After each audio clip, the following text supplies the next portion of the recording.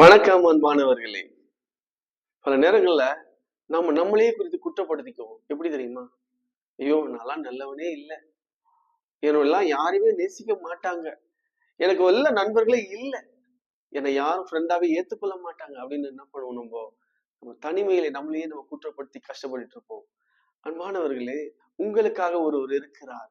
வேத வசனம் சொல்லுகிறது, மத்தேயு 9:13 ஆண்டவராக இயேசு கிறிஸ்து உங்களை பார்த்து சொல்லுகிறார், நீதிமான்களை அல்ல பாவிகளையே மனம் திரும்புகிறதற்கு அழைக்க வந்தேன் என்றார். அன்பானவர்களே, நீங்க உங்களுடைய அந்த துன்மார்க்கமான வழியை விட்டு நீங்க மனம் திரும்பி ஆண்டவரிடத்திலே வருவீர்களானால், ஆண்டவராக இயேசு கிறிஸ்து அவர் வந்ததே உங்களை அழைக்கத்தான், உங்களோடு கூட நண்பனா இருக்கத்தான், உங்களை நேசிக்கத்தான்.